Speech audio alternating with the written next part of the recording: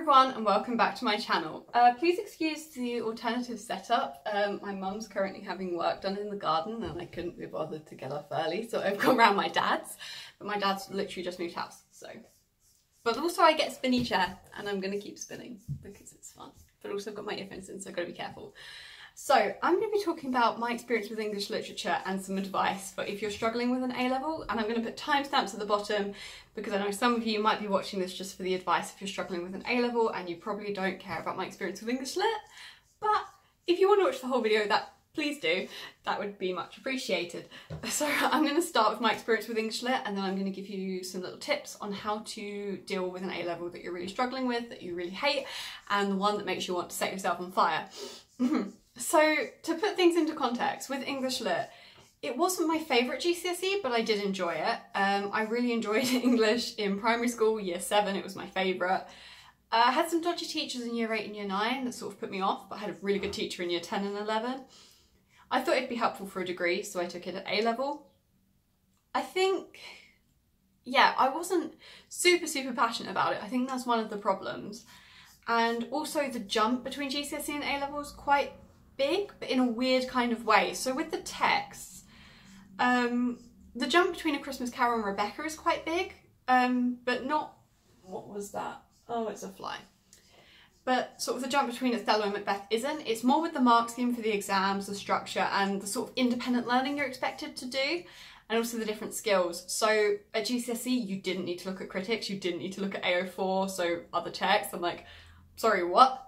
I went from different exam boards. So I went from Edexcel at GCSE to AQA A-level, and I'm like, I don't know what I'm doing. In my baseline, I got a C- that I was very happy with. But then when that C- did not improve, I started to get a bit down about it because I just couldn't do it. I really struggled with the thinking bit because no think, girl has no brain cells. I don't think. No thoughts are coming into my mind about English, and the sort of the style of teaching I really struggled with. So my teacher was really big on debate, which I think is really good for English. I'm not criticising the way she taught, because I think now if I'd had a bit more confidence and if I'd better sort of understood the subject, I would have found that really good.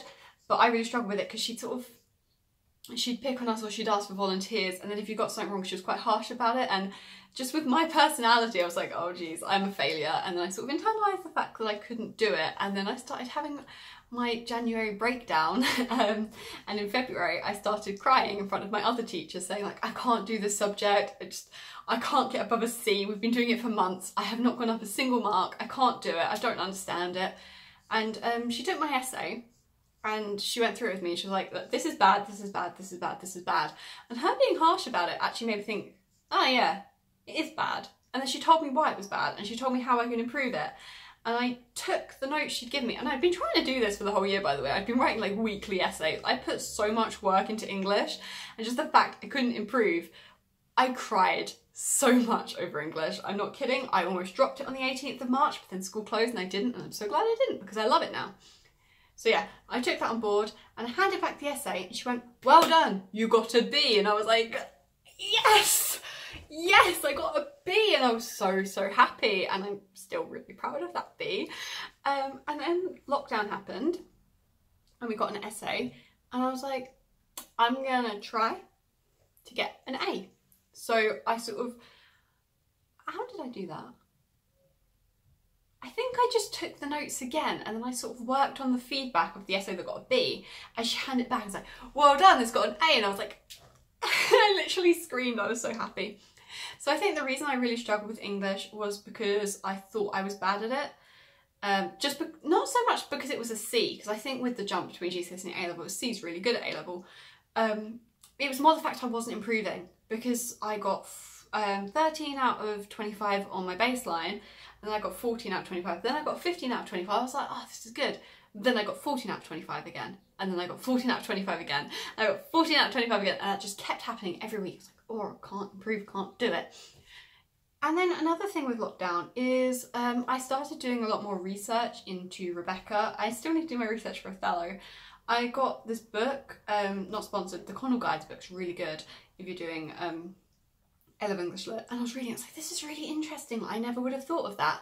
I started reading more articles. And then when we did our coursework, I was looking so deep into Dracula and Frankenstein. I can't even see them just as the normal books anymore. I'm like, whoa, this is like hidden message, hidden symbolism. This is great.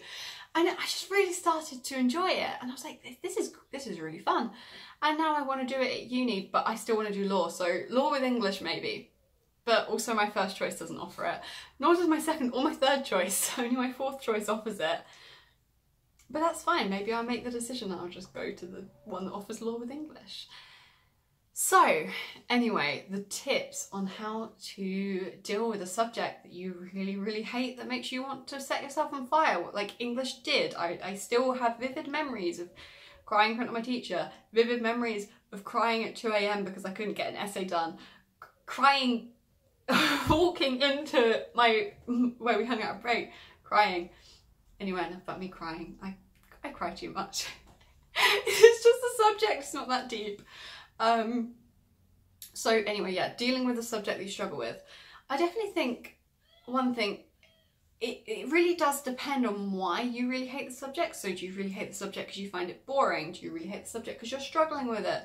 Do you really hate the subject because you hate your teachers? Like, why do you hate it? So for me, it was because I was struggling with it, and it was because at first I was really struggling to get interested in it. And I think if you're not passionate about something, you've got to find a way to make yourself interested in it. So for me, for my English coursework, I really love sociology as a subject. So I gave my coursework a sociological focus. So when I was researching Dracula and Frankenstein, I'm like, social class in Dracula and Frankenstein, like feminism in Dracula and Frankenstein, and I was reading these articles on it. I was like, this is really, really interesting.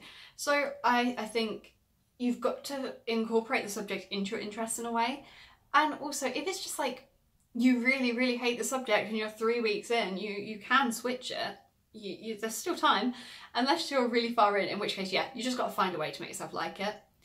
If it's because of a teacher, try and do more independent work at home. So do a lot of research on your own, try and self-teach, still go to lessons, still pay attention in lessons, but make sure that you enjoy it at home as well, if it's your teacher that's making you hate it.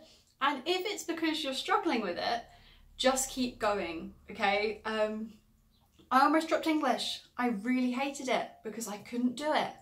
But that's the thing, you can do it. It's not that you can't do it, it's that you're struggling right now. There's a big jump between GCSE and A-level. You just need to get used to it. And one of the main ways I'd say do that is speak to your teachers and ask them to be harsh. Honestly, it wasn't until my teacher literally just took my essay and went, this is really bad, that I was like, yeah. Because when my teacher was like, well, this bit is good, but like, it's not great. I was like, well, okay. It's fine then. No, ask them to be harsh and make sure you take their feedback on board. Speak to them a lot and just keep putting effort in. I think with me with English, it was the fact that I was putting the most time into it and I just still couldn't improve. You've got to be putting the right amount of effort in. You don't want to overstretch yourself, and it's sort of this work smarter versus work harder thing. So rather than just putting loads and loads of hours into the subject, you've got to make sure you're focusing on what you're doing wrong to make sure you improve it that way. It's so much more productive, so much better. Like, do it. I recommend it. And think of why you took the subject in the first place. If you just took it because university course, there's no actual interest in it at GCSE, then maybe not. But for me, even though it wasn't the one I was most passionate about at GCSE, and it wasn't one that, it was mainly because I thought it would be helpful for uni, I did enjoy it at GCSE. I've always loved reading, I've always loved books. It was something related to my interests and I thought I'd enjoy it. So yeah, just focus on why you took it, focus on your end goals, and try not to beat yourself up if you don't do well at first. And also acknowledging that the jump between GCSE and A-level, a C grade is really good. Even a D grade is really good to begin with. And with English specifically, this is something my teacher kept saying to me when I kept having my in-classroom breakdowns over it, was that a lot of people with English, they don't improve till about halfway through year 12. You will stay steady, steady, steady, steady, steady, jump up. That's just how it works, if you put the work in. And pick something you're interested in if you've got coursework for a subject. Remind yourself why you took it. Force yourself to become passionate about it in a different way if you're not enjoying it at first. So now, I really hope this video helped. If you enjoyed, please make sure to leave a like, subscribe, comment anything you'd like to see next, and I'll see you in the next video. Goodbye.